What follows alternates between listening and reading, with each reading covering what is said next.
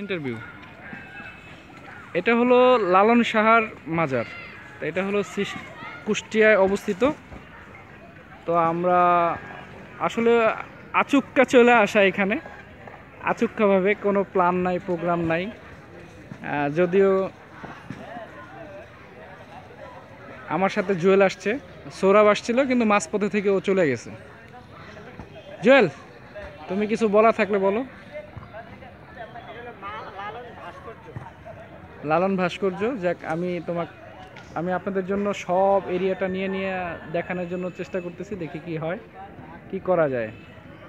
বিশাল একটা মাঠ আছে সামনে, যদিও লালনের মাজারটা ওই যে একটা গেট দেখা যাচ্ছে, ওই গেটটা দিয়ে একটু সামনে গেলেই পাওয়া যাবে।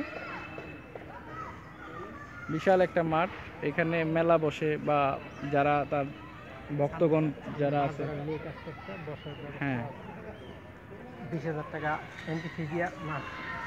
এখানে মাছ ধরার জন্য নাকি 20,000 টাকা বাৎসরিক এন্ট্রি ফি দিতে হয়, তারপরে এখানে মাছ ধরার ব্যবস্থা।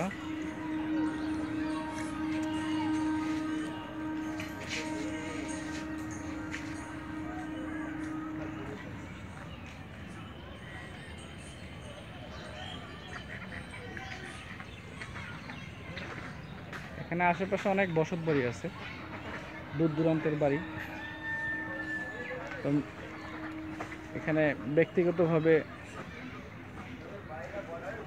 মাছ প্রকল্প, তারা এটা সংরক্ষিতভাবে এলাকা, এটা এখানে গোসল করে অনেকেই, তার ভক্তগণরা।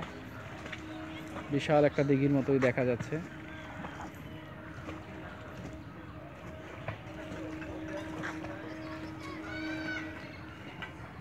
তো আমি আপনাদের সামনে উপস্থাপনা করলাম। আমার উপস্থাপনা কেমন হলো এটার জন্য সবাই লাইক দিবেন, বেশি বেশি লাইক দিবেন। আমার চেহারা একটু দেখেন। আমি ঘুরতে বেশি পছন্দ করি, এই জন্যই সবসময় ঘুরি। আরেকটা ব্যাপার হলো, আসলে কিছু না, মানুষের লাইফ, তো লাইফটাকে এনজয় করে নেওয়াই উচিত আমি মনে করি। আপনারা কি বলেন?